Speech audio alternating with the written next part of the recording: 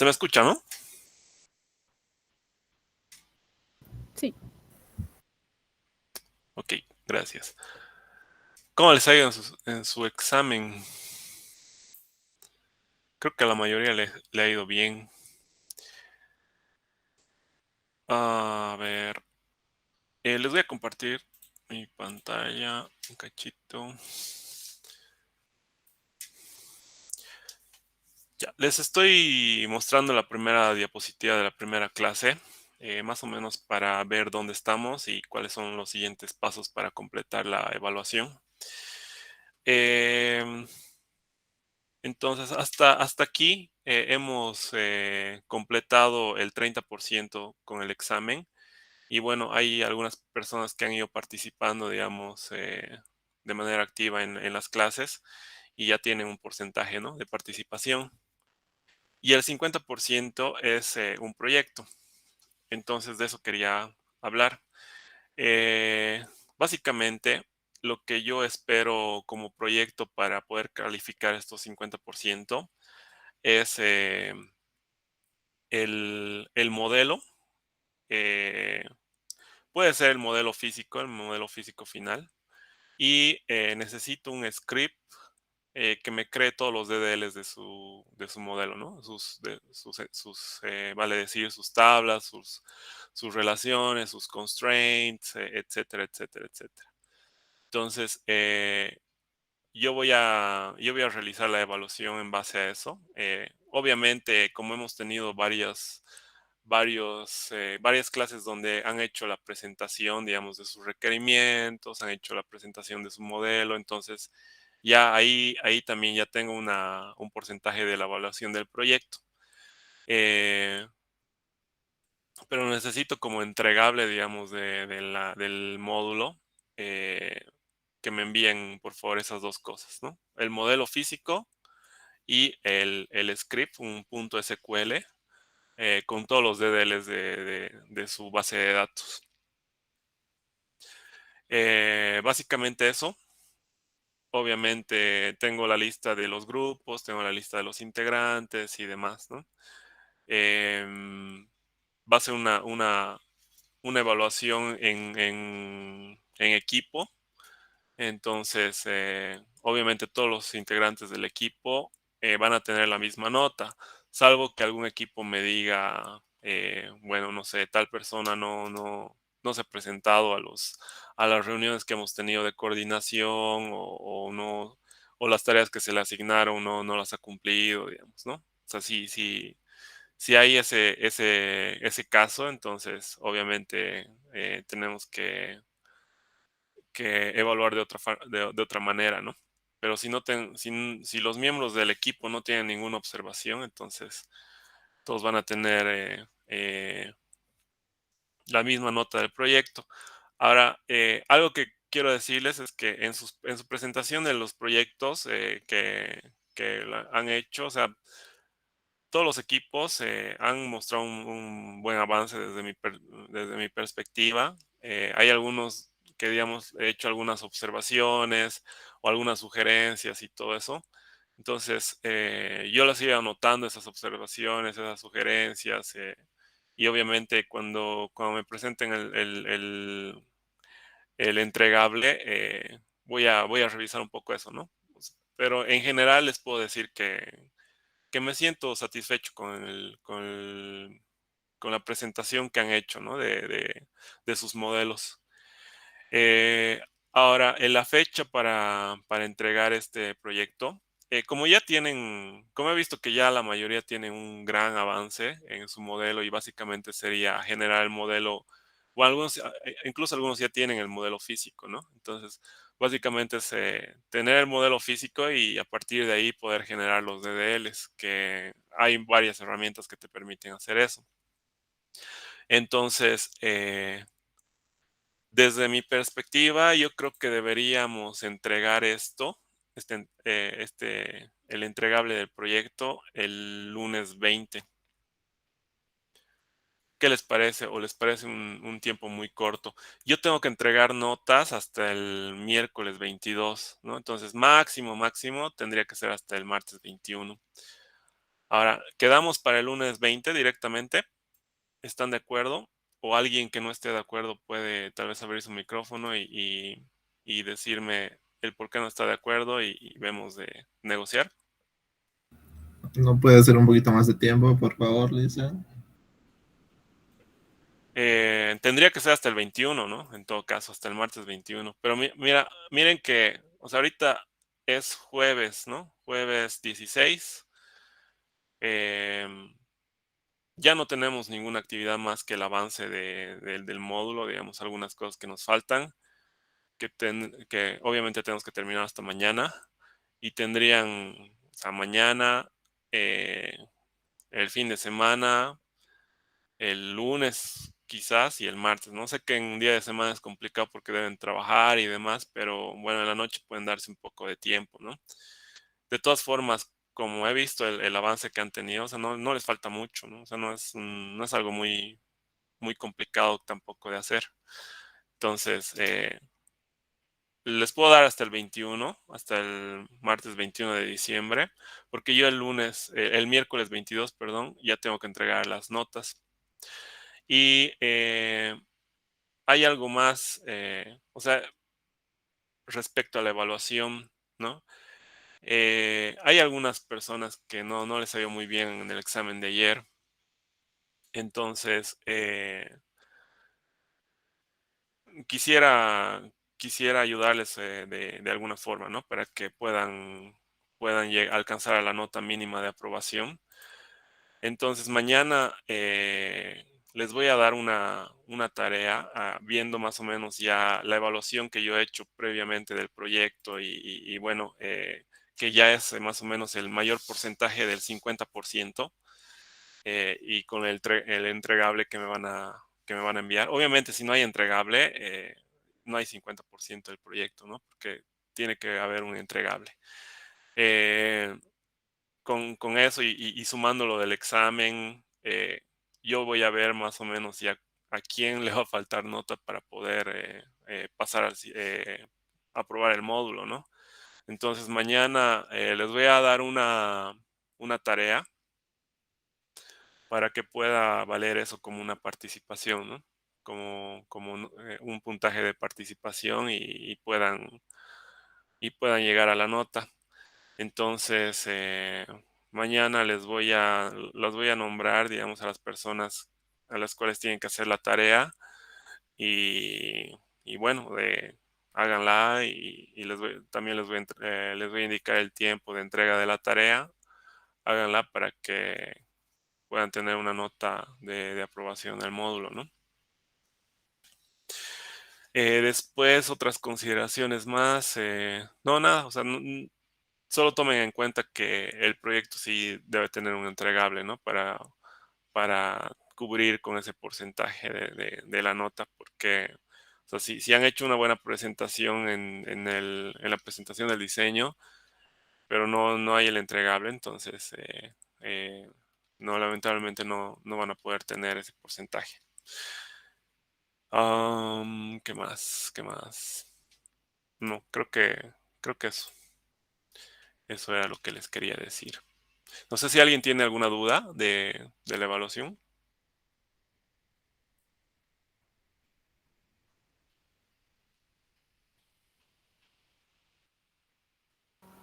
Buenas noches, dije yo. Una pregunta. ¿Cuál es la nota de aprobación del módulo? Perdón. O sea, todo se evalúa sobre 100%, ¿no? Pero la nota mínima es 76, si no me equivoco. Sí, 76. Entonces, todos tienen que superar el 76% de la nota para poder aprobar el módulo, ¿no? Está bien, gracias, Inge. Ok. Le hice una consulta, el proyecto que, bueno, nos está haciendo elaborar. ¿Qué puntos, digamos, se va a considerar, digamos, para que, bueno, para que valga los 50 puntos, ¿no? Ah, por eso, o sea, tiene que estar el modelo físico terminado, se lo pueden exportar en un PDF, o en algún en algún archivo, ¿no? Que sea visible y yo pueda abrir y ver el modelo. Eh, Como les decía, en la reunión que hemos tenido el lunes, donde cada equipo me ha presentado sus modelos, hemos hablado de varios puntos, ¿no? Algunas sugerencias, algunas observaciones que les he ido haciendo a cada uno de los equipos. Entonces, voy a ver si las han tomado en cuenta o qué modificaciones han hecho sobre esos sus modelos preliminares que tenían el lunes, cómo han ido trabajando y todo lo demás. Y otro tema que necesito es el script, ¿no? El punto SQL que contiene todos los DDLs de la base de datos. Entonces, en base a eso, van a tener, si el entregable está correcto y todo está coherente, entonces seguramente van a llegar al 50%, van a estar lo más próximo posible al 50%, porque desde ya les digo, o sea, con la presentación de los equipos de lunes, ya tienen un buen porcentaje de esta nota, ¿no? Pero para que complete y para que consolide la nota, necesitamos el entregable. Está bien, gracias. Ok, ¿alguna pregunta más?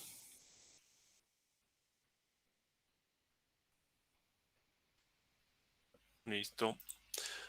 Entonces pasemos a lo que estábamos viendo el día de ayer.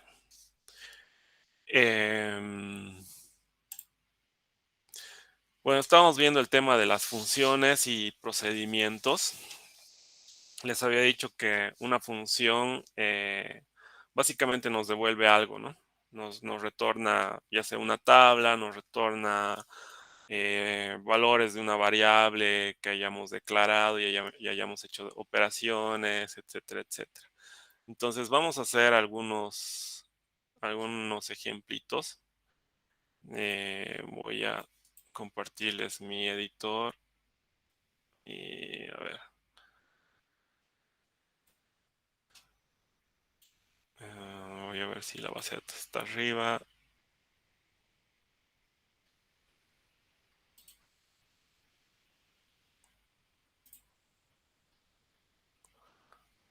Pues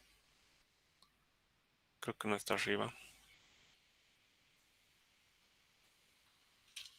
Ah, sí está arriba. Voy a hacer esto más grande.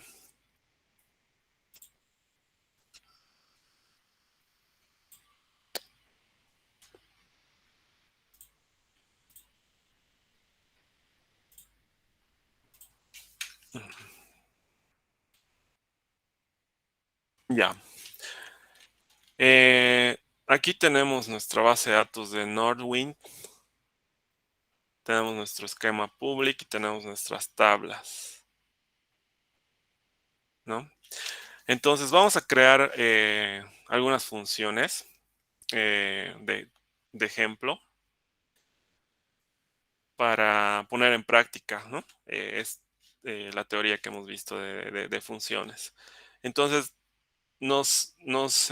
Postgres nos dice que nuestras funciones nos permiten hacer un conjunto de operaciones dentro y devolver algo, ¿no?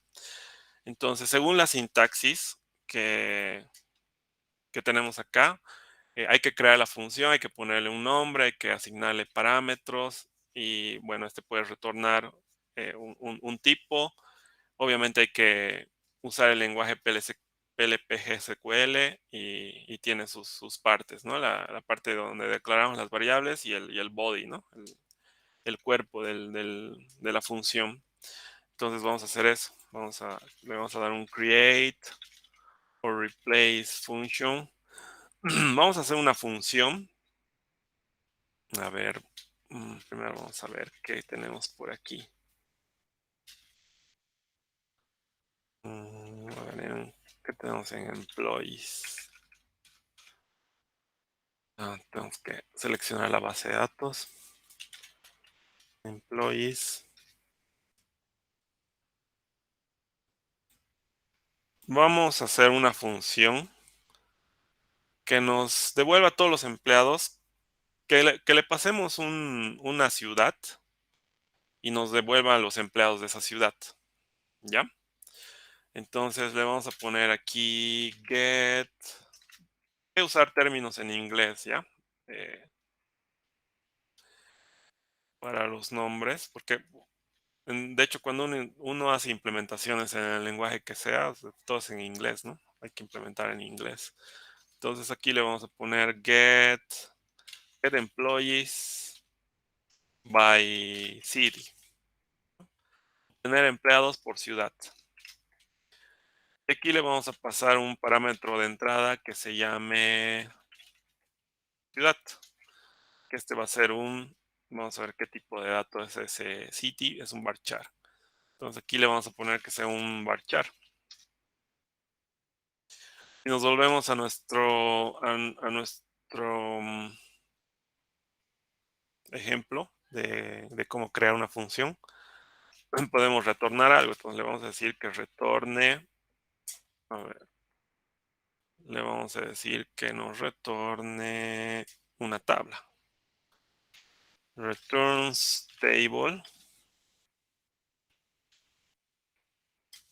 Y que la tabla, digamos, contenga el first name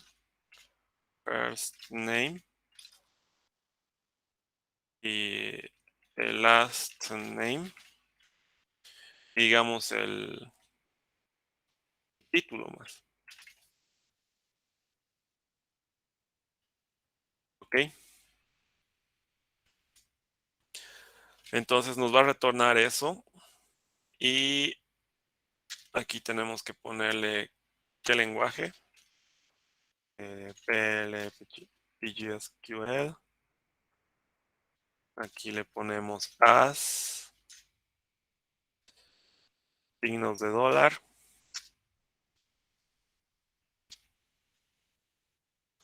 Lo bueno del data grip es que con control coma nos ayuda a formatearlo el código, ¿no?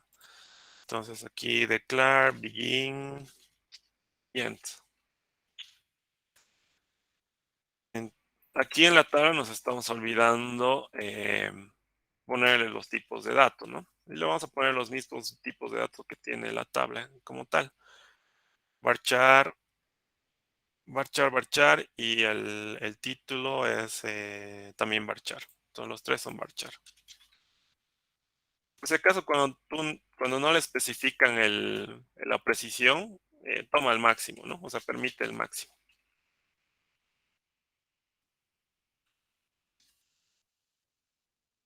Ok. Tenemos nuestra tabla.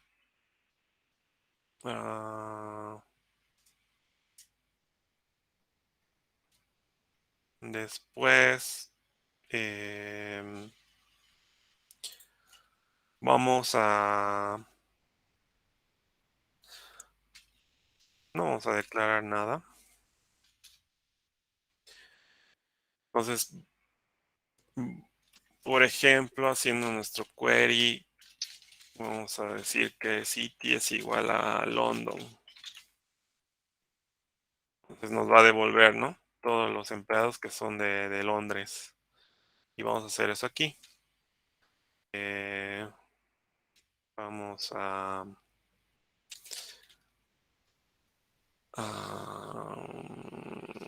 hacer un select asterisco from employees where city igual a la variable, ¿no? La variable, el parámetro en realidad que le estoy pasando a la función, que es una variable. Y aquí solo necesitamos el first name, el last name y el título. Entonces le estamos diciendo que en nuestra función le vamos a pasar la ciudad. Va a ser una consulta poniéndole ese parámetro y nos va a devolver. Nos va a devolver.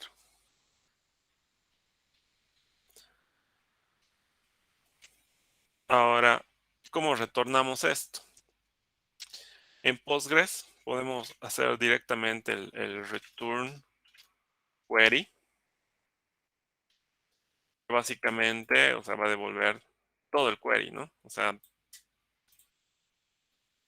directamente lo va a ejecutar esto y lo va a devolver. Entonces vamos a probar con esa instrucción, con el return query. Primero vamos a crear nuestra función. Ahorita solo la hemos implementado y ahora la vamos a crear. Entonces, esto está mal, employees, es así.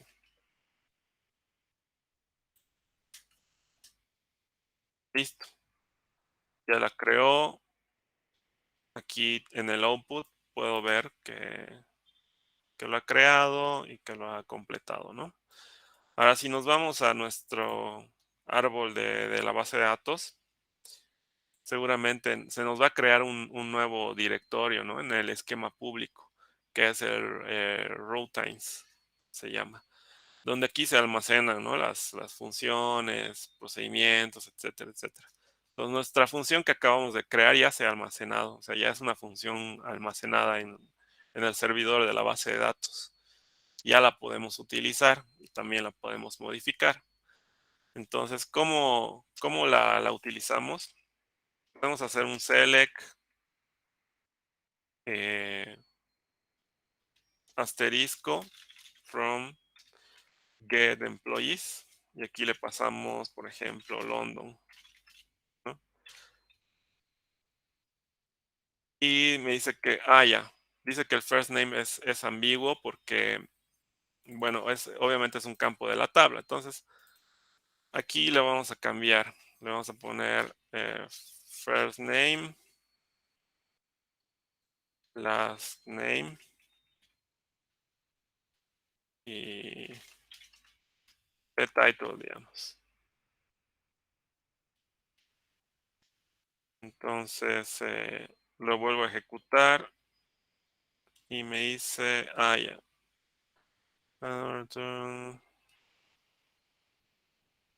No me está dejando con el create or replace.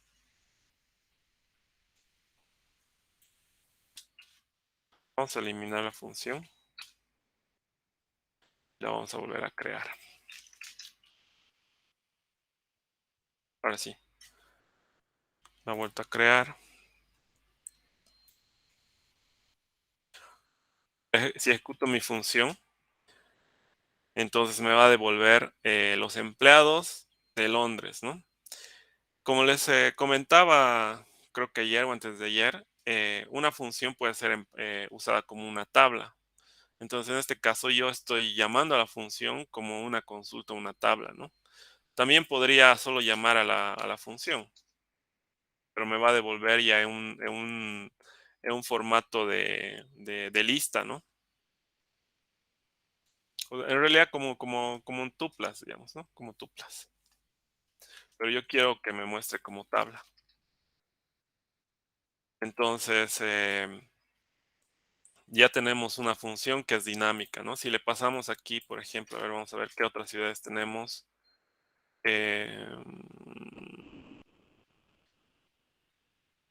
Seattle. Si le pasamos Seattle, entonces seguramente me va a devolver a Nancy Davolio y a Laura Callahan, digamos, ¿no? Con su título. Entonces aquí yo puedo usar, digamos, unos nombres de columnas más específicos o bueno, directamente aquí le puedo poner igual puedo usar sus columnas de la tabla que está retornando la función. Y aquí the title y aquí le vamos a poner que este es el first name, este es el last name, este es el title. Entonces se comporta tal cual como una tabla, ¿no? Nosotros podemos poner los nombres de las columnas que queramos, etcétera, etcétera. Vamos a crear otra función que A ver, supongamos que vamos a hacer un ejemplito interesante. Nos vamos a clonar esta tabla.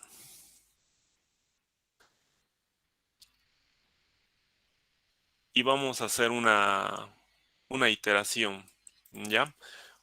Dentro de una función. Entonces, para, para clonar esta tabla, o sea, podemos crear otra tabla a partir de esta tabla, ¿no? Puede ser una tabla vacía o puede ser una tabla con datos. En este caso vamos a clonar la tabla y le vamos a poner igual los mismos datos, tal cual. Entonces, para eso no necesito poner un create table, employees backup, digamos, y nuevamente declarar, declarar cuáles son las columnas, cuáles son sus tipos de datos, etcétera, ¿no? Solamente podría hacer esto. Select asterisco into, digamos, employees demo. Entonces aquí le estoy poniendo un nuevo nombre de tabla. Y va a agarrar y va a crear todos los datos dentro de esta nueva tabla, ¿no? Y listo. Vemos el output y dice 9 rows afectados. Si consultamos a nuestra nueva tabla que la hemos creado, que de hecho ya debe estar incluso acá. Entonces aquí tenemos un employees demo. Y si nos fijamos, tiene las mismas columnas que el employees. Si abrimos el employees, tenemos las mismas columnas. ¿Qué me dice cuál es la diferencia entre las dos tablas?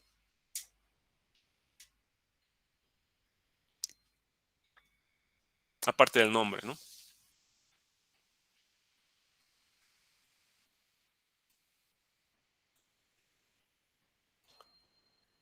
Ali. Creo que los constraints no se clonan. Exacto, exacto, Gustavo. Aquí podemos ver en la tabla employees de la base de datos que hemos cargado, tenemos el primary key, ¿no? Y aquí ya no tenemos ningún constraint. Entonces solo hace una clonación con las columnas y los tipos de datos tal cual y la data, ¿no? No toma en cuenta constraints. Si queremos crear una tabla idéntica, este comando les va a servir. Create table, digamos, le vamos a poner employees test. Aquí le vamos a poner la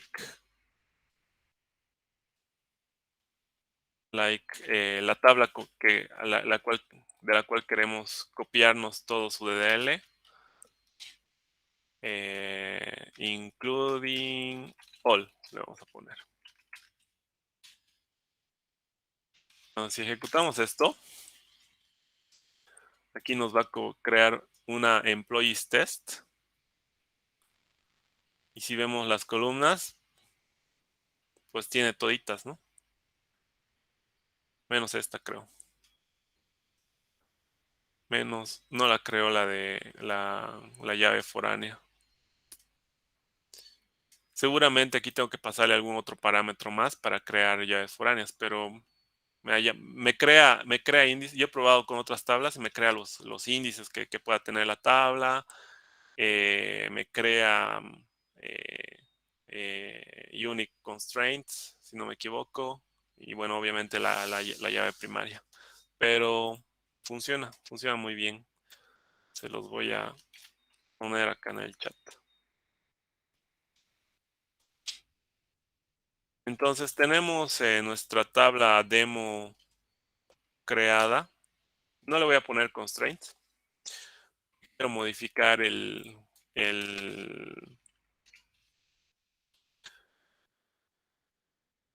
employee ID. Voy a hacer unos updates a la data de employees demo. Por ejemplo,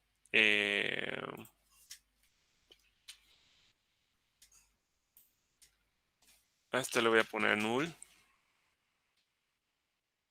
A este le voy a poner, digamos, 0. Y a este también le voy a poner null.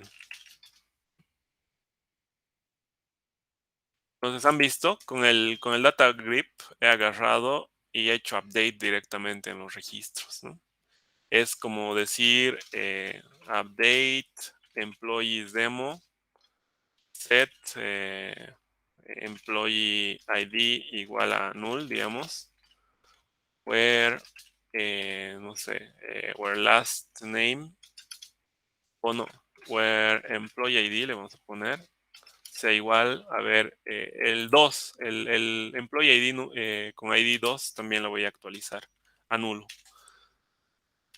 Entonces actualizo, nuevamente ejecuto mi query y ya no tengo el employee ID 2, ¿no? ¿Por qué estoy haciendo esto? Porque vamos a hacer una función que me repopule todos estos datos de acuerdo a la tabla correcta, ¿no? A la employees. ¿Cuál es el objetivo de esto? Como les decía, o sea, muchas veces llega data sucia o data incompleta, pero tenemos, digamos, otras fuentes, otros data source de donde podemos sacar, digamos, la información y obviamente hacer un repopulado o un data patch, ¿no? Entonces haremos eso.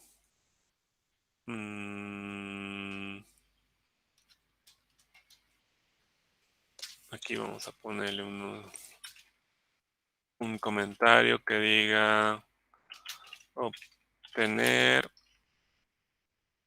la lista de empleados, nombre, apellido, título, dada una ciudad. Y vamos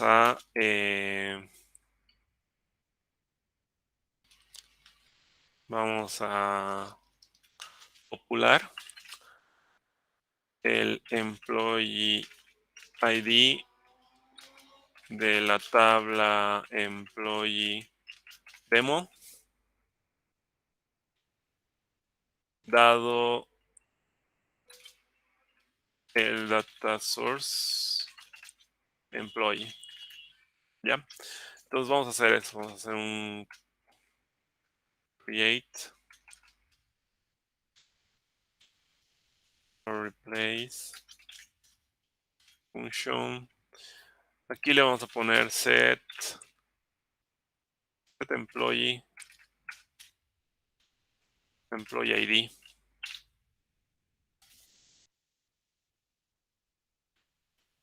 Y le pasamos como parámetro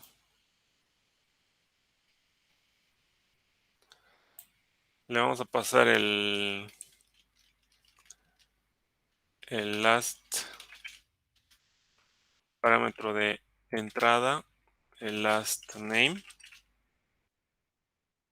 que va a ser que es un varchar, y le vamos a pasar el first name, que también es un varchar. Entonces le vamos a pasar esos dos.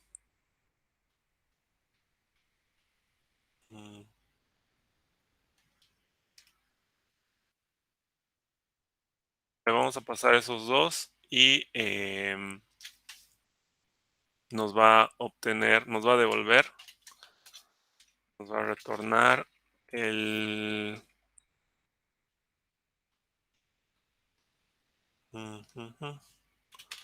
employee ID. Y le vamos a poner return de employee ID.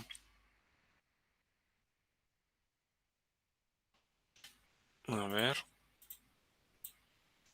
A ver.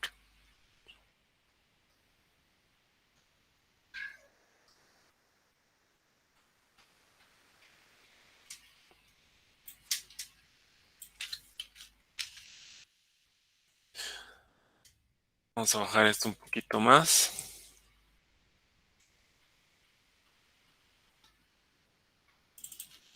No, aquí no vamos a retornar una variable, vamos a retornar un tipo. A ver, el employee ID es de tipo small int, entonces aquí lo mismo. Vamos a poner un small int. Después ya tenemos eso. El lenguaje es PLPGSQL. Haz esto. Nos vamos a copiar todo esto.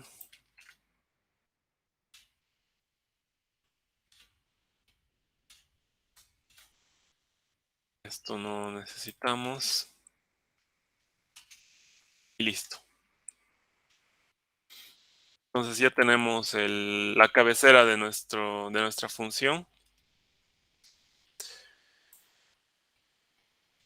Entonces, aquí vamos a declararnos una variable. Yo le pongo b barra baja, digamos,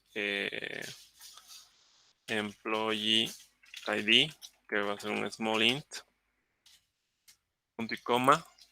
Y aquí voy a hacer mi consulta. Select asterisco from. Hemos dicho que nuestro data source es la tabla employees, donde están todos los empleados con el ID asignado. Entonces vamos a agarrar de esa tabla y le vamos a pasar where el first name sea igual a first name. Aquí vamos a cambiar al revés para que esté más clarito. Y además, and el last name va a ser igual a pay last name. Entonces le pasamos estos dos parámetros y obtenemos el employee ID, ¿no? Pero este identificador lo tenemos que almacenar, ¿no? En algún lado, en este caso en la variable que he creado. Entonces le vamos a dar que lo almacene into b employee ID. Y una vez que obtengamos el identificador, entonces lo retornamos. Hacemos el return b employee ID, ¿no? Entonces por eso estoy aquí en mi cabecera de la función, le estoy poniendo que me retorne un small int, ¿no? Porque la variable va a ser un small int que le estoy pasando y que estoy retornando además. Y creo que eso tendría que funcionar. Ahora lo corremos, ha corrido, ha creado mi función, ¿sí?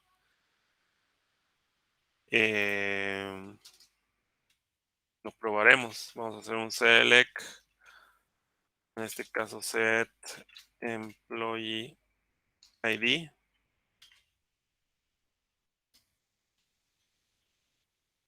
No me deja. Employee ID. Le vamos a pasar el first name. Por ejemplo, le vamos a pasar esta es mi tabla principal. Vamos a pasar, por ejemplo, Suyama. Aquí le vamos a pasar su last name, más bien Suyama. Y su first name es Michael. Si lo ejecutamos, me devuelve que el employee ID es 6, ¿no? Pero todavía no he resuelto el problema. Todavía no he resuelto el problema que aquí tengo nulos, ¿no? Entonces, ahí quería llegar. Quería llegar a que nosotros también podemos crear funciones anónimas en Postgres. O sea, funciones que no necesariamente se almacenen, que no sean funciones almacenadas. Para eso vamos a hacer un do. ¿Cómo era la sintaxis? Sí. Hasta ahí hemos terminado con nuestra función que me obtiene el employee ID, ¿no? Entonces vamos a hacer aquí un begin y un end, ¿no? Entonces, si se fijan acá, estoy declarando una función anónima. Estoy implementando una función anónima. Y la función anónima no tiene una cabecera, ¿no? Aquí directamente le estoy diciendo que haga todo lo que está acá adentro, ¿no? ¿Y qué es lo que quiero hacer? Lo que vamos a hacer es popular el ID employee dentro de la tabla employee demo. ¿Ya? Para popular necesito obtener, obviamente, el employee ID. Entonces, vamos a hacer algo nuevo más. Ahorita hemos creado nuestra función anónima, pero no tiene ninguna lógica todavía. Vamos a utilizar vamos a hacer un cursor. Un cursor básicamente es un for. ¿Ya? Es un for que itera, ¿no? Registro por registro. Entonces aquí nos vamos a declarar. Igual puedo declarar las variables que quieras. O sea, una función anónima es tal cual una función que se almacena, ¿no? Tiene la parte de declaración y tiene el cuerpo donde pones la lógica. Entonces vamos aquí a declarar una variable que se llame row y que sea de tipo record. ¿Por qué de tipo record? Porque este tipo te permite almacenar todo un registro de una tabla. Entonces vamos a crear un loop for que nos permita almacenar, que nos permite iterar registro por registro, ¿ya? Entonces aquí vamos a hacer un for row in y vamos a seleccionar de nuestra tabla employees demo el first name, el last name y nada más. Entonces, antes solo voy a correr esta partecita de mi query para ver qué datos me va a seleccionar. Entonces, me va a seleccionar todos estos. Pero yo no necesito todos, ¿no? Necesito solo los que tengan employee ID igual a nulo, o sea, is null. Y aparte, vamos a poner un OR. Aquí le voy a poner paréntesis y aquí voy a cerrar paréntesis. Aquí dentro le voy a poner un OR. Employee ID sea igual a 0, ¿no? Entonces, si corremos solo esta parte de mi query, me va a mostrar que estos cuatro son employee ID nulo o employee ID 0. Si nos vamos nuevamente a nuestro query, son 4, ¿no? 1, 2, 3 y 4. 4 registros. Entonces tenemos nuestro for y aquí le vamos a dar loop, que haga un loop, que itere. ¿Qué vamos a hacer? Vamos a llamar a esta función para obtener el ID, ¿no? Y después vamos a actualizarlo. Entonces vamos a hacer antes aquí nos vamos a declarar otra variable que sea el el employee ID. Y este va a ser un small int. Entonces nos hemos declarado nuestra variable y vamos a llamar a esta función. Pero cuando llamas a una función ya sea desde otra función o desde una función anónima, no puedes usar el statement select. Tienes que usar un statement particular que tiene Postgres, que es el perform. Entonces aquí le vamos a poner esto.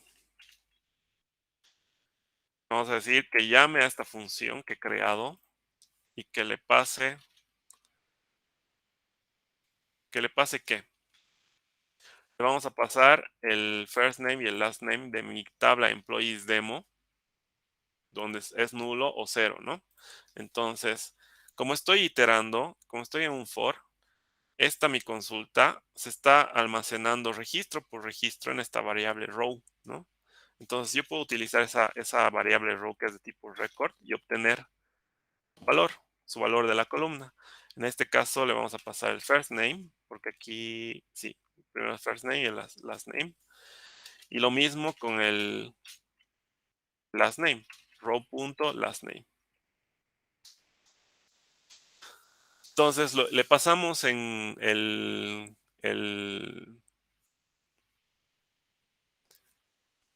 le pasamos las variables y esto lo tenemos que almacenar en nuestra variable employees, ¿no?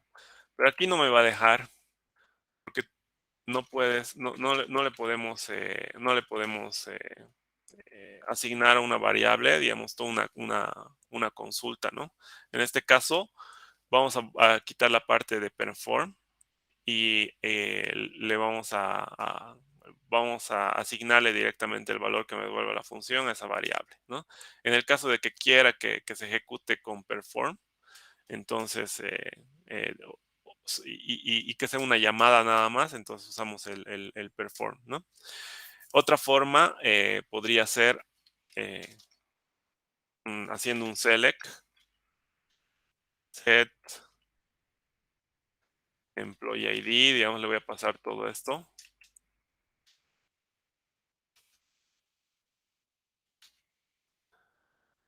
La diferencia de aquí le pondría into b employee ID, ¿no? Entonces, cualquiera de estas dos tendría que funcionar, ¿no? Aquí sí estoy usando un select, pero teniendo cuidado que esto lo estoy almacenando en una variable, ¿no? Porque si solo ejecuto hasta ahí, así, me va a dar error, me va a decir que no se permiten, no, no, que tenemos que usar la sentencia perform para llamar a la función. Pero vamos a borrar esto. Entonces ya tengo el ID y vamos a hacer la actualización. Vamos a hacer un update employee demo set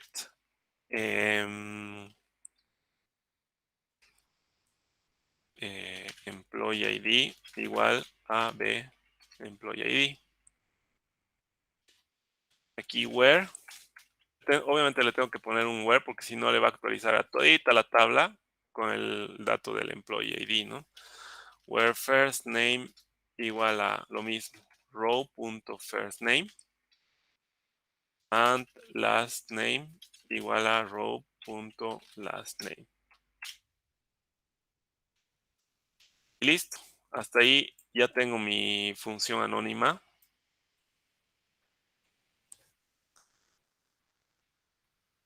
Que si lo ejecuto, entonces va a ser la actualización.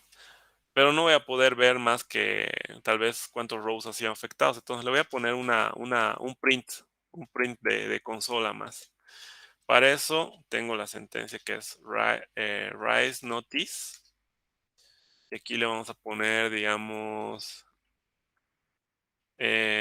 se actualizó el ID del empleado. Los puntos, vamos a ponerle su nombre y le vamos a poner su apellido más, ¿ya? Estos son referenciadores a los atributos que le voy a poner en la escritura del print. Entonces aquí le voy a poner row.firstName y row.lastName para ver que nos devuelva, ¿no? Que nos muestre qué es lo que ha actualizado. Es más, le ponemos se actualizó el ID del empleado. Actualizó el empleado tantos con el ID tantos. Y aquí le vamos a pasar también el ID. el B employee ID. Entonces creo que está más completo. Ahora vamos a ver si corre. Entonces ha dado OK, ha corrido. Veremos el output, la salida. Entonces ha corrido, ha iterado y con el primer empleado lo ha actualizado con el ID 8. A la segunda le ha actualizado con el ID 1, con el ID 4 y el ID 2. Entonces ya ha actualizado. Ahora validaremos. Validaremos que haya actualizado. Entonces si vemos, ya todos tienen nuevamente su valor que le corresponde, ¿no? Obviamente, esto también se puede hacer un update directo haciendo un join entre las dos tablas, ¿no? Como por el last name y el first name. Pero lo que les quería mostrar era con un ejemplo simple y creo que está claro cómo podemos interactuar con funciones. O sea, puedo crear funciones de lo que yo quiera. O sea, incluso puedo hacer el CRUD a nivel de base de datos, si se dan cuenta, ¿no? Puedo hacer la creación de registros, la actualización, eliminación. Puedo ejecutar dentro de una función las sentencias que yo necesite y que yo quiera. ¿Hasta ahí tienen alguna duda?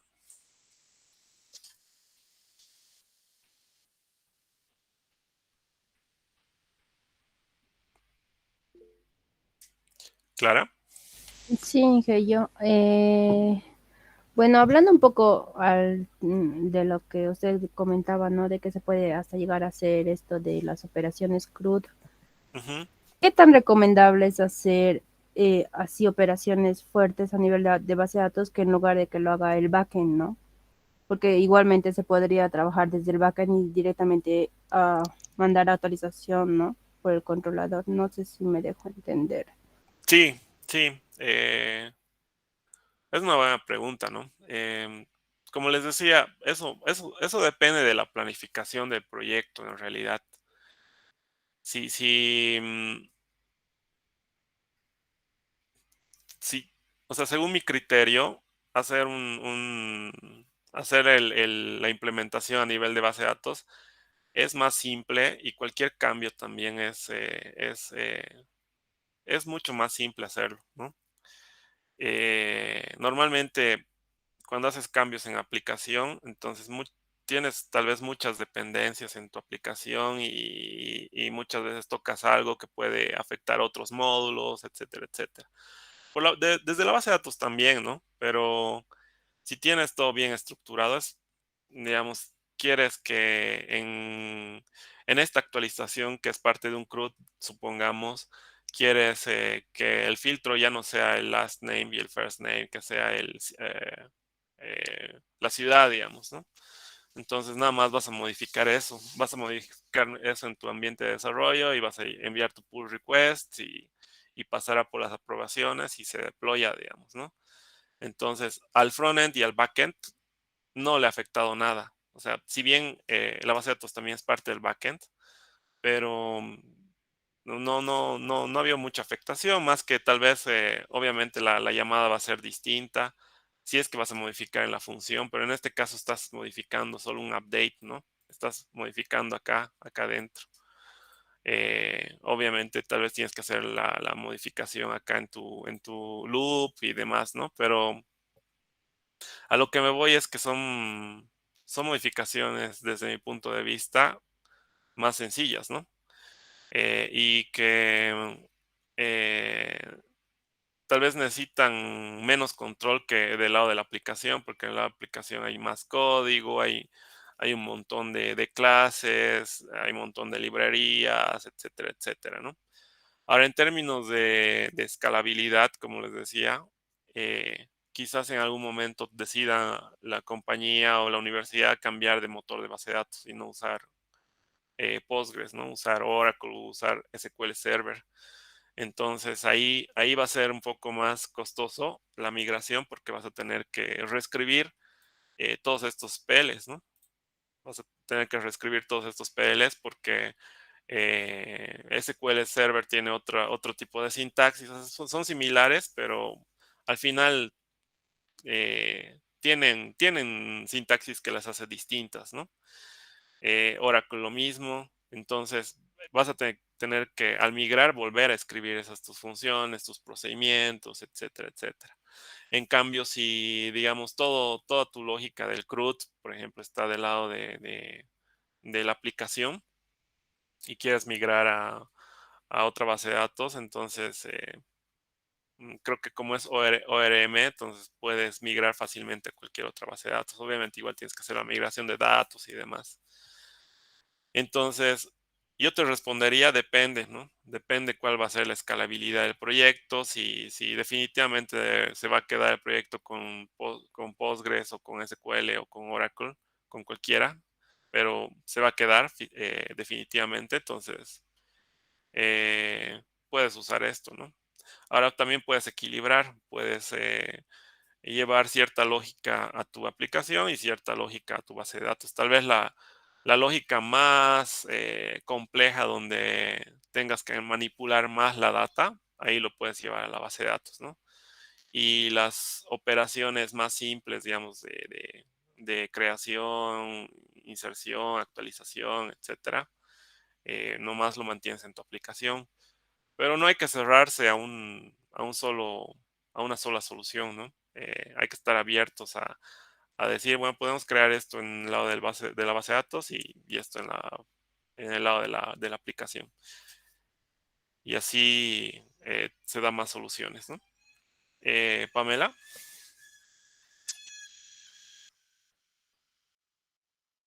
Gracias, sí. a ti, Clara. Pamela, ¿tienes la manito levantada?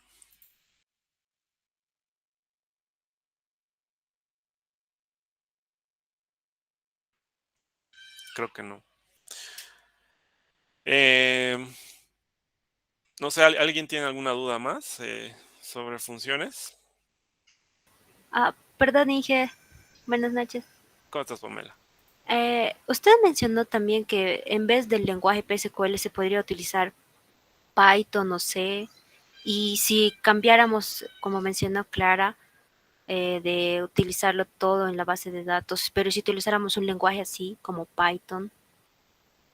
Es que sí, es buena tu pregunta, pero hay algo que hay que tomar en cuenta. A ver, nos vamos a venir a este PL. Lo que va a variar cuando tú, digamos, si quieres utilizar Python inmerso en Postgres, para empezar, esto se va a mantener, la creación de la función se va a mantener tal cual. Lo que va a cambiar es el lenguaje, ¿no? Aquí el lenguaje que vas a utilizar va a ser, a ver, no me acuerdo cómo se llama la librería, la extensión de Python. Voy a buscar un cachito. Postgres Python Extension.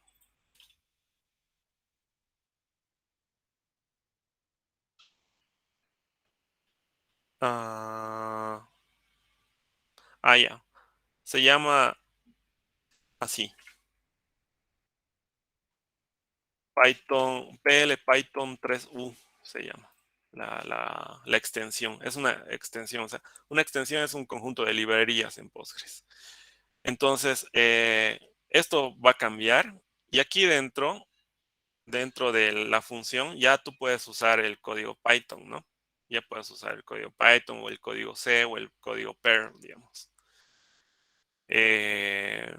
Pero por fuera va a seguir siendo una función, un PL de Postgres, ¿no? Que tú le vas a pasar mediante SQL parámetros. Ya dentro de esos parámetros se van a volver variables, tal vez en el código Python, en el código C, vas a hacer todo tu código, tu lógica de negocio, digamos, en Python y vas a retornar algo, digamos, ¿no? Vas a retornar algo. Entonces, para lo único que yo lo he visto de utilidad de instalar la extensión de Python, por ejemplo, en Postgres, es para conectarme a AWS S3 y jalar archivos, ¿no? Porque no he encontrado una extensión propia de Postgres que me permita hacer eso. Entonces en Python hay la librería que se llama eh, Doto 3, que te permite conectarte a S3 y bueno, descargar archivos o subir archivos, etcétera, etcétera, ¿no? Es para lo único que le he encontrado utilidad a esta extensión. Entonces, si vas a implementar lógica de negocio, yo te recomiendo que solo uses la extensión propia de Postgres, ¿no? Que básicamente es SQL por dentro. SQL básico, avanzado, puedes hacer loops, puedes hacer todo. O sea, realmente no hay un límite con esto del PL. Yo he podido hacer todo. O sea, hasta he podido hacer un sistema de facturación, digamos, en una telefónica en PLs, ¿no? Entonces, puedes hacer absolutamente todo. Ahora, con las versiones actuales de Postgres, soportan muchos más tipos de datos, tiene un montón de librerías. O sea, lamentablemente en un curso no se puede cubrir con todo, ¿no? Pero ahí tienen la documentación de Postgres para poder investigar. Yo sé que si en algún momento están haciendo implementaciones y se ven detenidos, entonces hay que googlear, ¿no? Hay que googlear Stack Overflow. Otra página que es similar a Stack Overflow que se llama DB Exchange, creo que es. Y creo que de hecho es parte de Stack Overflow donde ahí tienes muy buenas respuestas de códigos, ¿no? Que te pueden ayudar. Entonces, yo te sugiero que si vas a usar una extensión de Python o de C, tengas en claro cuál va a ser el propósito, ¿no? Y si realmente el PL de Postgres no soporta, digamos, hacer lo que tú quieres hacer. Está bien, Inge, gracias. ¿Ok? ¿Alguna consulta más? Entonces pasaremos a los procedimientos. Los procedimientos básicamente son muy similares a las funciones, solo que las funciones sí te retornan algo y los procedimientos no. Entonces, a ver, vamos a hacer tal vez un ejercicio, un ejemplito rápido. Y les decía que también los procedimientos manejan transaccionalidad, ¿no? O sea, le podemos dar commit, le podemos dar rollback y todo eso. Y los llamamos de diferente forma que las funciones. Las funciones las podemos llamar con un select y volviéndolos una tabla. En cambio, los procedimientos, si escuchan mucha bulla, disculpen, porfa. En cambio, los procedimientos se los llama con la palabra reservada call. Entonces, vamos a hacer un ejemplito. Aquí me voy a abrir otra pestañita en la misma base de datos.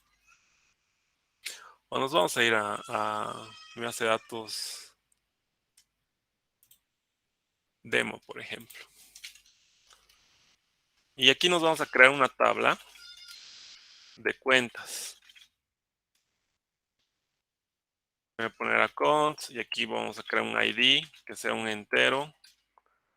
Y le vamos a poner que sea generado por defecto como identity.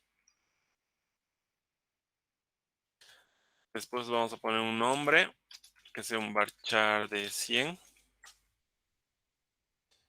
Digamos que sea no nulo. Le vamos a poner un balance que sea, no sé, un numeric, digamos. Deme un segundito, por favor.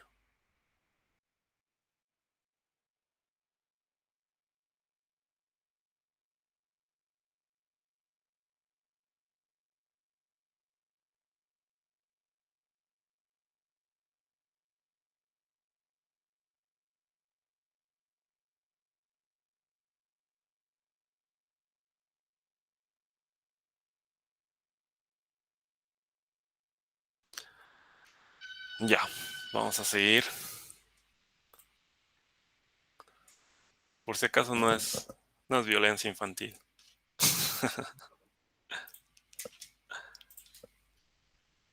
Le vamos a poner numeric 15 y precisión 2. Igual le vamos a poner un not null. Y le vamos a decir que el primary key es el ID. Nos vamos a crear esta tablita y le vamos a insertar algunos valores. Entonces, insert into account, no sé, a ver, vamos a poner Juan, su balance va a ser de 10,000.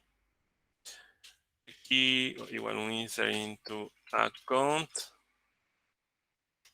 entonces le vamos a poner Ana, igual su balance va a ser de 10,000. Vamos a crear, ¿dónde está? Account.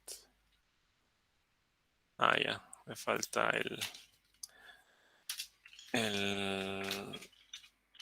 aquí le vamos a dar name y balance. Aquí le vamos a poner values. Error de sintaxis.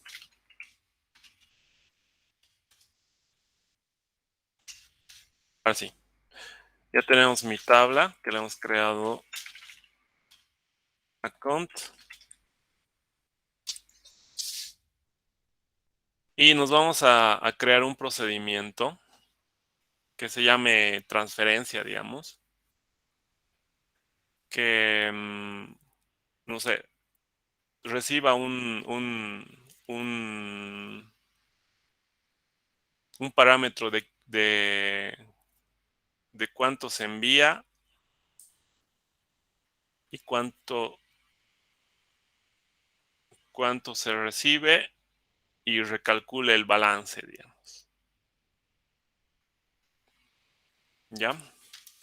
Vamos a crear entonces create or replace procedure, le vamos a decir. Se llame transferencia.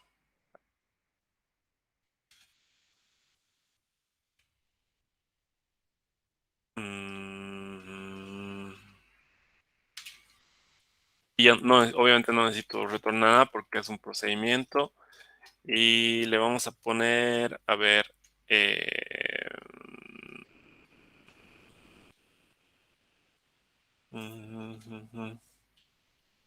ya, le vamos a pasar el ID del que envía, el ID de quien recibe y cuánto es el monto. Y vamos a recalcular sus balances. Ahorita tenemos a Juan con 10,000 de balance, o sea, en su cuenta tiene 10,000. Ana en su cuenta también tiene 10,000.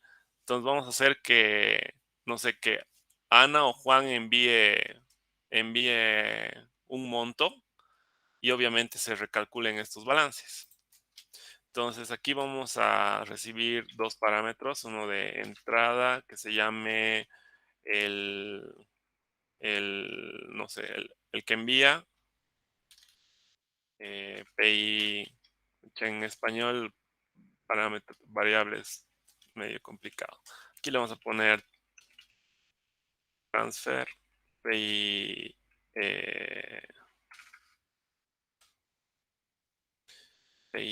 digamos, sender, sea un entero. Le vamos a pasar el ID de los clientes y el receiver, digamos, sea un entero también. Y obviamente le tenemos que pasar el monto. El monto, que sea un numeric. Vamos a poner en mayúsculas. Que sea un numeric. Necesito especificar el lenguaje. Le vamos a dar as. Así.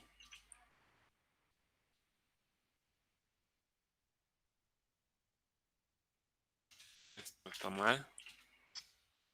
Así. Vamos a ponerle formatito. Entonces vamos a decir que primero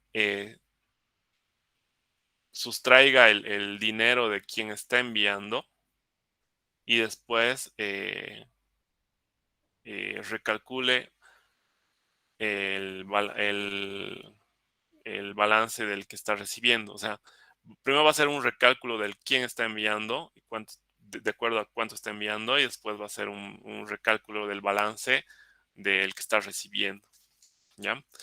Entonces, directamente podríamos hacer un update, o también podríamos llamar una función, digamos, ¿no? Pero vamos a hacer un update.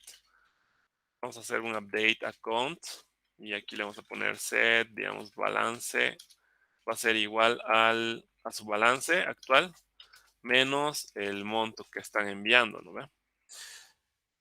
Where, ¿de quién? Del ID del que está enviando. Entonces hasta aquí tengo el recálculo del balance de quién está enviando el dinero, de quién está haciendo la transferencia. Y vamos a hacer el recálculo de quién está recibiendo la plata. Entonces, balance igual a balance más el monto. Where ID, aquí va a ser el receiver, ¿no? Listo. Hasta ahí tenemos nuestro procedimiento. Y obviamente les había dicho que los procedimientos pueden ser capaces de confirmar la transacción o hacer un rollback, ¿no? ¿En qué casos podemos hacer el rollback? Cuando, no sé, ocurre un error o alguna inconsistencia. Tal vez podemos aquí evaluar que, no sé, el balance del que esté enviando ya sea negativo. Entonces ahí tendríamos que hacer un rollback a la transacción, ¿no? En este caso le vamos a poner un commit, o sea que una vez que haga las operaciones confirme la transacción. Vamos a correr y está, ya lo ha creado. Vamos a ver si en nuestro árbol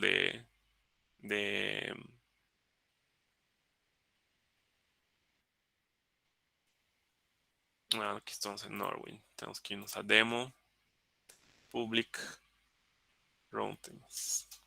Entonces aquí yo tengo dos procedimientos. Bueno, uno que hice de testeo y este procedimiento que es el que acabo de crear, ¿no? Si abrimos este es un procedimiento que ya lo hice. Entonces, este es el nuevo procedimiento que acabo de crear. Ahora vamos a ver si funciona. Le vamos a decir que esto lo vamos a cerrar. Vamos a subir, le vamos a decir que llame al procedimiento transfer. Aquí le vamos a pasar, no sé, que el que envía, o sea, Juan envía a Ana, le va a enviar, no sé, $100. Vamos a ver si funciona. El output y dice que la transacción se ha completado. Vamos a ver nuevamente las cuentas y vemos que el balance se ha recalculado, ¿no? Juan tenía 10,000, ahora tiene 9,900. Entonces vamos a hacer que, no sé, Ana le envíe a Juan 1,000. Vemos, entonces ha hecho un recálculo, ¿no? Ahora Ana tiene 9,100 y Juan tiene 10,900. Entonces un procedimiento es eso. Es una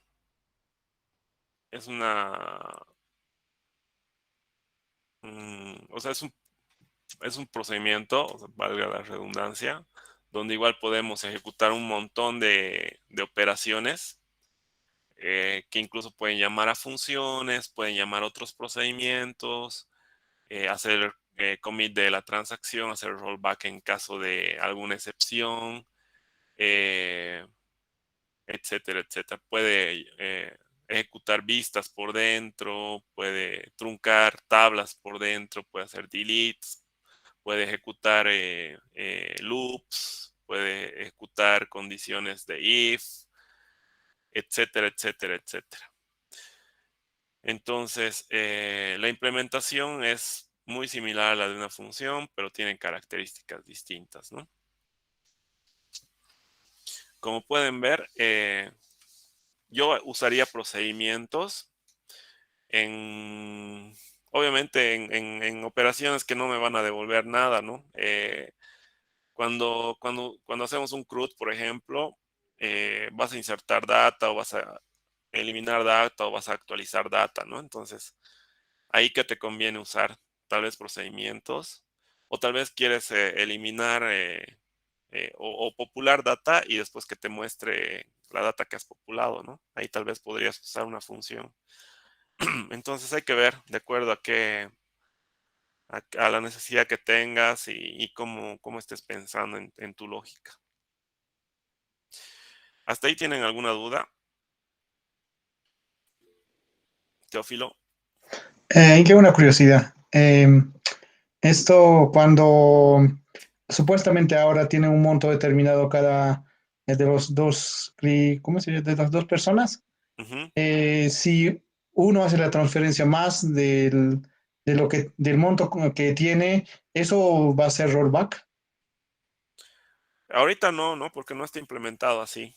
O sea, tú aquí podrías poner un control, ¿no? No sé, le podrías poner un if el balance del que está haciendo la, la transacción, del que está enviando la transacción es negativo, entonces que haga rollback, ¿no? Que no haga nada. Tú podrías hacer esa implementación. De hecho, me acabas de dar una buena idea. Les voy a pasar este código, incluso los DDLs, y hagan la adecuación para que soporte eso. Entonces, aquí tendrían que jugar un poco con los balances, ¿no?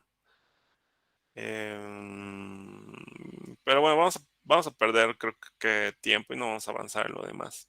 Se los voy a dar como tarea. Tal vez a las personas que les va a falta un poco de nota, les voy a dar este tipo de tareas que sean simples y que puedan hacer las modificaciones. Pero sí, respondiendo a tu pregunta, Teófilo, o sea, puedes implementar eso. Ahorita esto no soporta eso. De hecho, si le ponemos que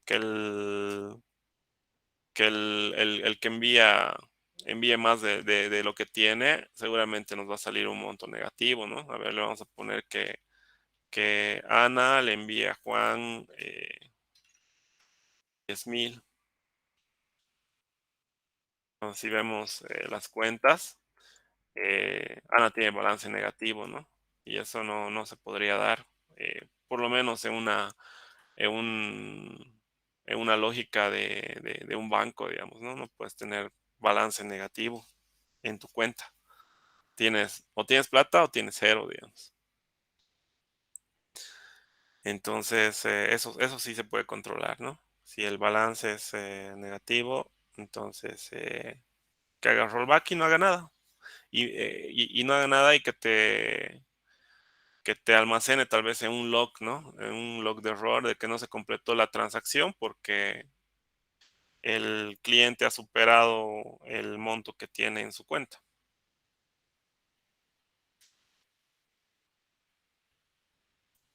Eso, Teófilo. Gracias, sí.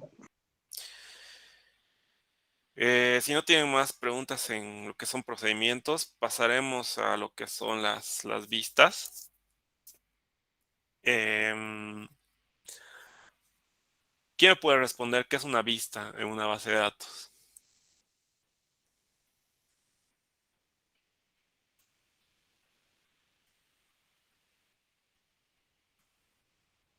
¿Alguien?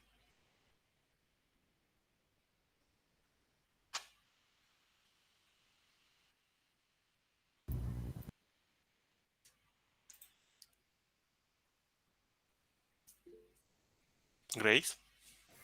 Nos había explicado al principio que eran unas consultas guardadas de la base de datos, de los datos. Exacto. Es un query almacenado en la base de datos, ¿no? Una vista. Entonces, si nosotros tenemos queries que necesitamos ejecutarlos todo el tiempo, no vamos a estar escribiendo, digamos, todo el tiempo el mismo query, ¿no? O no vamos a estar haciendo que nuestra aplicación escriba el query nuevamente. O sea, si bien lo podemos tener en el código, hardcodeado, digamos, el query, pero no es la idea, ¿no? No es la idea. O sea, la idea es tener, reducir la mayor cantidad de código que podamos, ¿no? Entonces, para eso son útiles las vistas, inclusive si es que no, si es que van a interactuar directamente con la base de datos, eh, generando reportes, etcétera, etcétera. Muchas veces es más fácil crearse vistas, ¿no? Porque ya sabes que te va a devolver la, la misma estructura de la data, pero se va a ir incrementando tal vez los valores, o se van a ir actualizando, etcétera, etcétera. Entonces, básicamente una vista, ¿dónde está? Se la implementa de esta manera, ¿no? Le damos un create view, el nombre de la vista y as query. Este query es obviamente toda la sentencia que queremos generar en la vista. Vamos a hacer un ejemplo sencillo. Create view. No sé, le voy a poner view. A ver, vamos a ver qué tabla podemos usar. Select asterisco from. La tabla de órdenes vamos a usar. ¿Qué data podría ser constante para generar todo el tiempo? Vamos a generar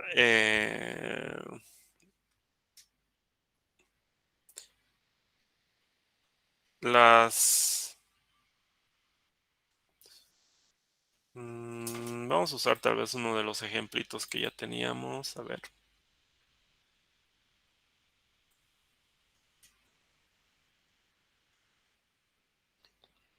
¿Dónde estás?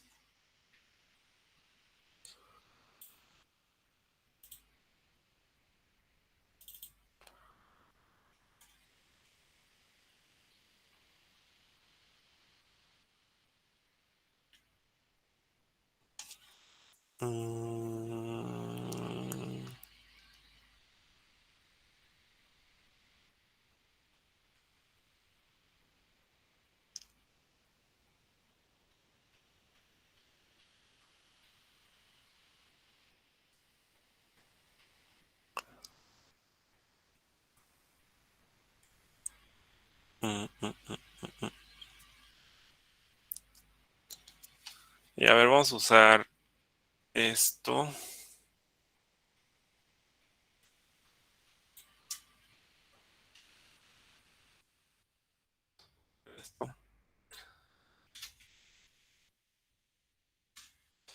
No lo vamos a cruzar con empleados. A ver, este query. Tenemos todas las ventas de 1997. Lo que vamos a hacer es vamos a tener una vista que me cargue todas las ventas por mes del último año. ¿Ya? Para eso vamos a primero crear el query. Entonces aquí le vamos a decir que esto sea, vamos a copiarnos esto, vamos a hacer una subconsulta y le vamos a decir que aquí agarre esto, lo vamos a borrar, vamos a hacer un cast a un tipo de dato numérico y esto, y de aquí, perdón, de aquí vamos a obtener el máximo. Entonces, ya. Aquí también tenemos que hacer el casteo anumérico. Ya les había explicado que para hacer el casteo podemos usar esta sintaxis, ¿no? 2 puntos y el casteo al tipo de dato que querramos. Entonces, si ejecutamos el query con la subconsulta y todo, ya tenemos todas las ventas del último año disponible en la base de datos. Adicionalmente a esto vamos a hacer vamos a agarrar este toChart. Vamos a obtener solo el mes. O lo podemos poner en formato mes, así, month. Y vamos a hacer una suma. Vamos a ver la cantidad. Vamos a hacer un count. Para no cruzar con el order details, para no complicarnos. Me falta el group by 1, le voy a poner, ¿no? Porque por este voy a agrupar. Entonces, a ver, les explico lo que he hecho. Estoy consultando la tabla órdenes y estoy obteniendo las órdenes del último año disponible en mi base de datos. O sea, le estoy viendo cuál es el último año que tengo data de órdenes, que es 1998, y estoy obteniendo el mes y la cantidad de órdenes que tiene por mes, ¿no? Para ese año. Este reporte se va a ejecutar todo el tiempo, porque obviamente, como estoy agarrando el máximo, en un sistema transaccional actual, digamos, vamos a tener órdenes del 2021, ¿no? O del 2022, etcétera, ¿no? Entonces, va a poder visualizarse en la vista que obviamente se está actualizando la data. Entonces vamos a copiarnos esto. Pero antes vamos a crear nuestra vista que se llame last period orders, digamos, ¿no? As, y aquí nos copiamos esto. Entonces ya tengo mi DDL de mi vista. Lo ejecutamos. Ha creado la vista. No tengo errores, no tengo errores. Voy a ver en mi arbolito de objetos. Donde está Nordwind, Public. Y se ha creado un nuevo folder, ¿no? Que se llama Views. Entonces aquí podemos ver la vista. Y es una tabla, ¿no? La vista es como una tabla que tiene sus columnas. Aquí he cometido pero un error. No le he puesto unas columnas denotativas, digamos, a la vista. Entonces voy a borrar esta vista. Y voy a ponerle unas columnas que me digan lo que es, ¿no? Entonces aquí le voy a poner que sea, no sé, month, period, y aquí quantity, cantidad, ¿ya? Entonces, esta vista tiene 2 columnas que se llaman esto. Vamos a crear nuevamente. La he borrado y estoy volviendo a crear. Y aquí en vistas ya tengo mi vista con las columnas month, period y quantity, ¿no? Antes lo estaba guardado como toChart y como count. Entonces no es una buena práctica eso, ¿no? Y por último, verificamos si nuestra vista tiene data, tiene los datos correctos. Lo corremos y efectivamente ya tenemos la data, ¿no? Ya tenemos la data correcta. Vamos a ver si se actualiza nuestra vista. Entonces, para eso, no sé, vamos a...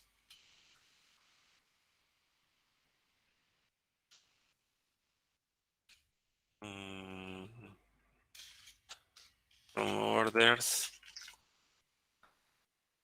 Vamos a manipular un poco esta data. A ver, vamos a copiarnos.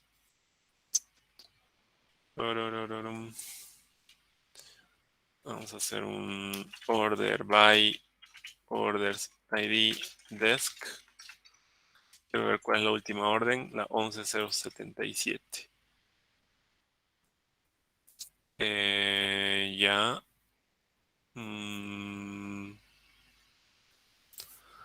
Vamos a agarrarnos, digamos, unos...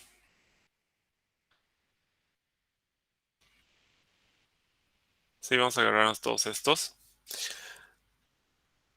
Y le vamos a hacer un...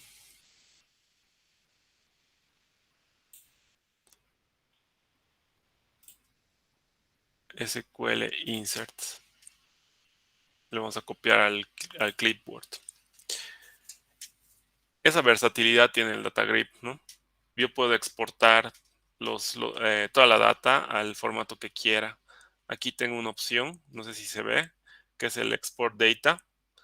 Entonces yo puedo exportar la data seleccionada o toda la data, digamos, a varios formatos. En este caso estoy exportando a SQL Insert. Puedo exportar a SQL Update, Excel, CSVs, HTML, JSON, etcétera, etcétera. Entonces si nos copiamos, oye, aquí me ha exportado pero todo. Ya no importa, a ver.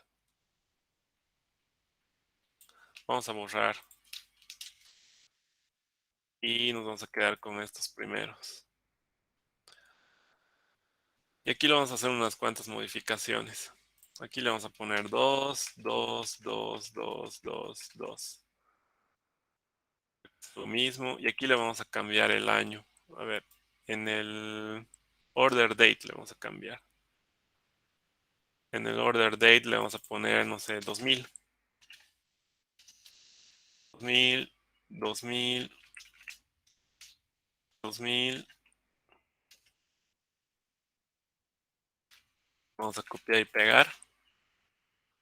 Y todos son de mayo. Le vamos a poner mayo, abril, mayo, abril, abril y mayo, digamos. Ya.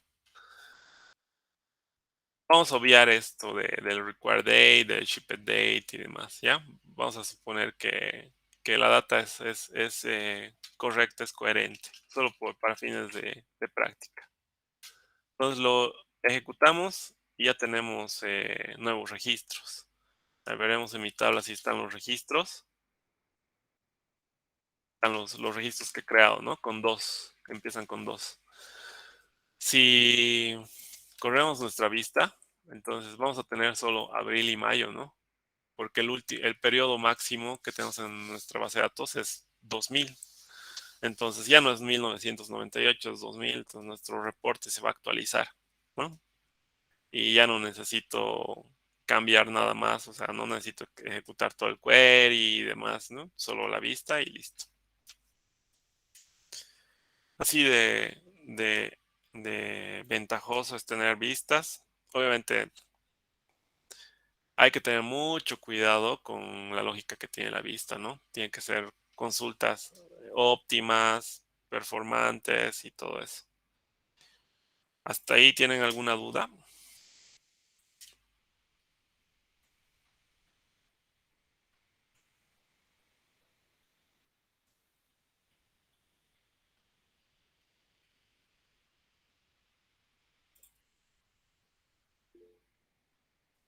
Josué. Pues gracias, ingeniero. Yo recuerdo que cuando usted tocó el tema de vistas, dijo que es una buena práctica añadirle índices, no sé, para mejorar el funcionamiento. O sea, ¿cómo podemos mejorar el performance de una vista? Sí, en realidad los índices los vamos a crear en las tablas, ¿no? Porque la vista por dentro es una ejecución de un query, ¿no? Y el query es una ejecución de tablas, o sea, es una ejecución de una tabla o tablas relacionales. Entonces, justamente la siguiente diapositiva después de la de vistas es la de índices, ¿no? A la que tú te refieres. Y Y bueno, pasaremos entonces esa parte para que quede un poco más claro esto del performance y crear índices y demás. Entonces, básicamente un índice es, a ver, ¿cómo podría explicarles? Un índice es como o sea, es como si tú tuvieras un libro, como si tuviéramos un libro y todos los libros o la mayoría tienen sus índices, ¿no? Entonces queremos buscar, no sé, secciones específicas del libro, vamos al índice, buscamos, no sé, quiero leer el capítulo 1, buscamos en qué página está el capítulo 1, el índice nos muestra que está en la página 10, digamos, después del prefacio y demás. Y directamente en el libro nosotros vamos a la página 10, ¿no? Y estamos en el capítulo 1. Entonces, en base de datos, funciona de similar manera, ¿no? Es una lógica parecida. Tienes un índice en una tabla y este índice te permite buscar los valores los rows de manera más rápida y más eficiente porque ya, o sea, eh, está creado, ¿no? El índice está creado. El índice del libro está creado, digamos. Y bueno, ya la estructura de Postgres, de cómo hace la búsqueda con los índices, digamos, ya es un poco más compleja, ¿no? O sea, ya utiliza lo que son árboles de decisión, donde busca el camino más rápido para acceder, digamos, a un elemento, etcétera, etcétera, ¿no? Pero eso ya es profundizar un poco más, que igual pueden googlear un poco y encontrar información de los índices Bit.tree, que son los más usados. Hay varios tipos de índices. Hay índices para tipos de datos geoespaciales, hay índices para tipos de datos que son hashes, etcétera, etcétera. Pero el que más se usa normalmente es el índice de Bit.tree, que de hecho no necesitas especificarlo cuando creas, porque ese es el que lo agarra por defecto. Entonces aquí vemos la sintaxis. Tenemos la creación, el create index, el nombre del índice, on, y en qué tabla lo va a crear, ¿no? Puede ser en la tabla de órdenes, empleados, etcétera. Usando el método, a esto me refería con los tipos de índices. Como no voy a especificar, entonces implícitamente voy a usar el método Bit.tree.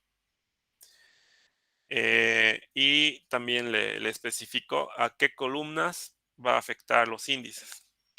Es decir, si yo tengo aquí mi tabla de órdenes,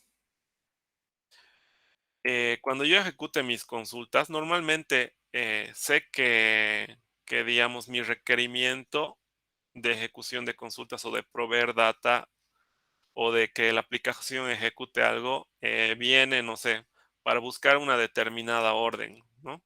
O para buscar órdenes por fecha, digamos. Entonces, ahí ya depende del desarrollador, de cómo está estructurando su consulta para ver dónde va a crear los índices, ¿no? Por ejemplo, yo crearía índices por el order ID, que en este caso ya no es necesario porque es un primary key y el primary key implícitamente crea un índice, ¿no? Crea un índice. No, en Postgres no crea, me estoy confundiendo con SQL Server. En SQL Server, cuando creas un primary key, crea un índice non-cluster se llama. O cluster, mejor dicho. Los non-clusters son los que tú declaras. Pero en Postgres necesitas crear el índice. Y también crearía por la fecha de orden, ¿no? Porque la mayor parte de mi manipulación de data siempre está en base a la fecha o puede ser al shipped date también, ¿no?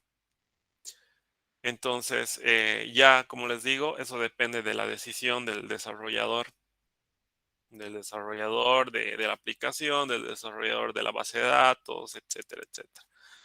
o si no estás muy familiarizado con la creación de índices en base de datos, si tienes un DBA en la empresa, entonces le dices a tu DBA, mira, esta es mi consulta que voy a ejecutar siempre, me demora 5 minutos y quiero que se reduzca, entonces el DBA va a agarrar y te va a decir, yo te sugiero que creemos índices, ¿no? Aquí en tu tabla. Entonces vamos a hacer un ejemplo. Vamos a crear un índice.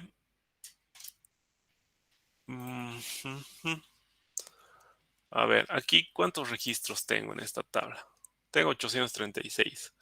Es poquito. No sé si vamos a poder notar la diferencia, pero vamos a probar, ¿ya? Vamos a hacer una consulta que sea a órdenes where el order ID sea igual a esto,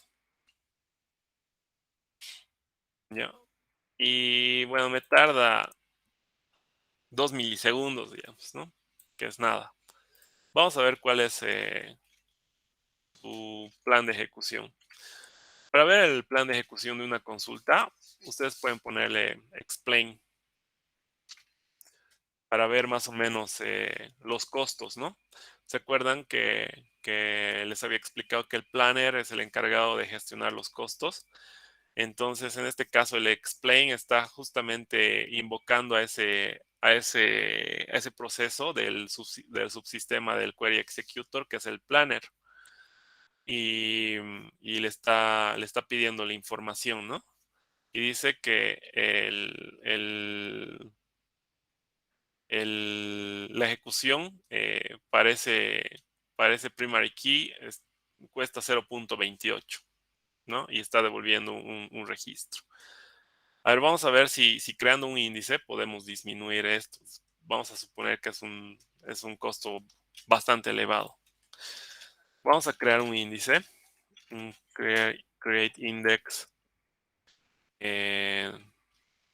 Normalmente yo le pongo una nomenclatura cuando creo los índices, ¿ya? Y le pongo la tabla, pongo el campo por el cual voy a crear un índice, order ID. Al final le pongo IDX de índice. ¿En qué tabla voy a crear? En la de órdenes, bajo el campo order ID. Entonces, esta es la sintaxis de un índice, ¿no? Entonces, lo vamos a crear y lo creo. Vamos a ver en nuestro árbol de objetos. Aquí está. Tablas, órdenes. Y aquí tenemos índices. Ya tenía el índice. Igual Postgres soporta los índices cluster, entonces. No va a ser un buen ejemplo. Vamos a crear otro índice. Vamos a crear un índice por el order date. Order date. IDX on orders. Order date. Entonces he creado mi índice y aquí está. Se ha generado mi índice por order date. Pero antes deberíamos ver el costo, ¿no? Vamos a borrarlo. Y vamos a borrar también este que he creado en vano.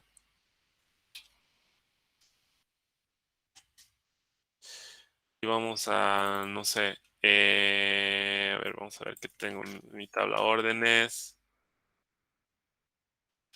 Ya digamos que quiero buscar las órdenes donde el order date sea igual a esto. Vamos a ver cuánto es el costo. El costo es 0. Entonces, a ver, vamos a hacer un tochar. Vamos a copiar esto. Y aquí le vamos a poner que me liste los 2000.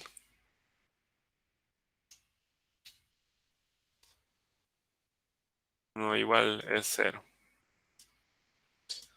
No va a ser un buen ejemplo. Pero a ver, probaremos. Vamos a crear el índice. Vamos a ejecutar. Vamos a sacar una captura de esto.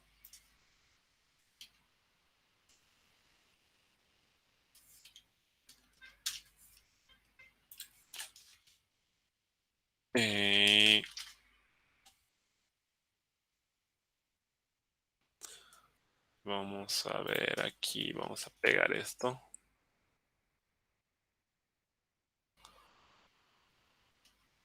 No hay diferencia, ¿no? No hay diferencia porque bueno, es una base de datos súper chiquita. No, no vamos a poder percibir la diferencia. Voy a tratar de popular más data a la base de datos para mostrar un ejemplo que sea más real, ¿no? Pero esa es la idea, ¿no? De crear índices. O sea, supongamos que esta tabla tiene millones de registros y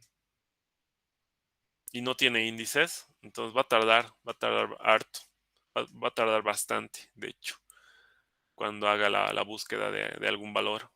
En cambio, si le creamos índices, pues se va a reducir un montón, y la consulta va a ser más eficiente.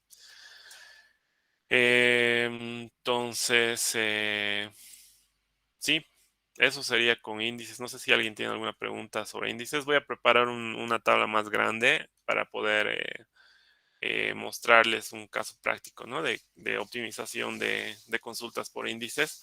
También cabe recalcar que un índice puede ser creado para múltiples campos. O sea, aquí, por ejemplo, hemos creado el índice para el campo order date.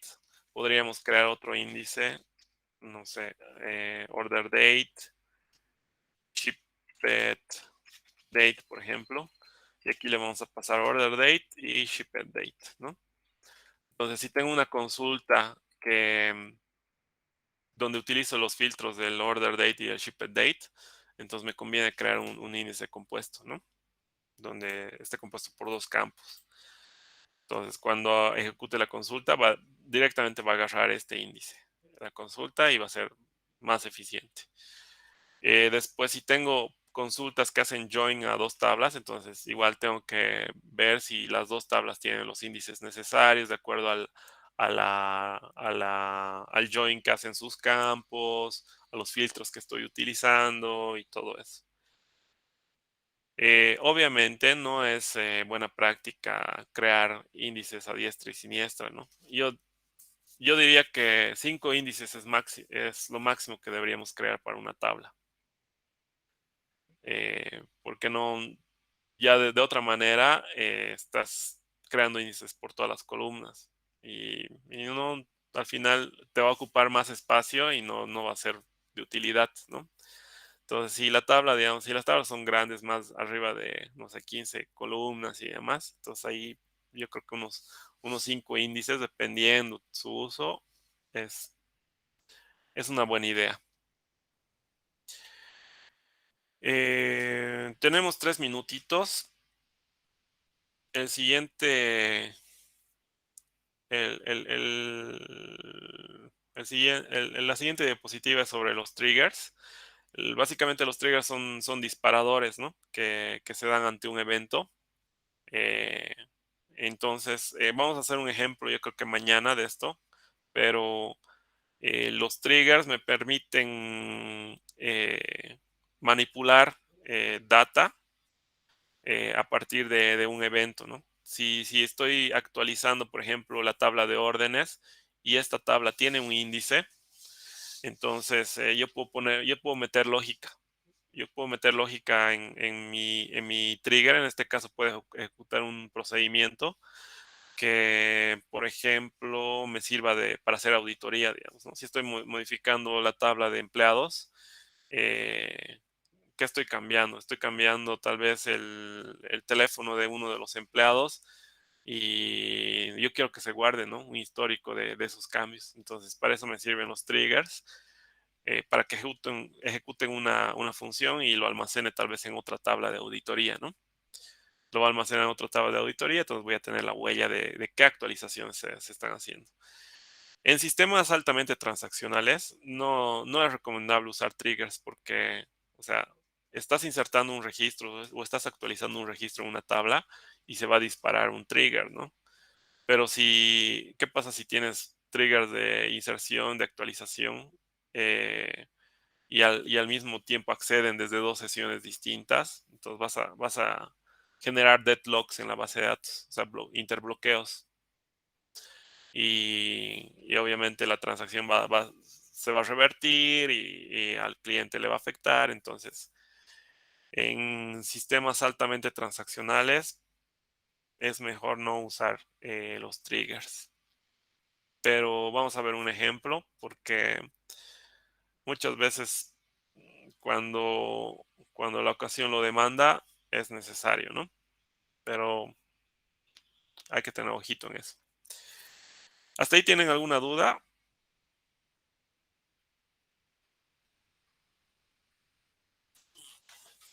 Ok.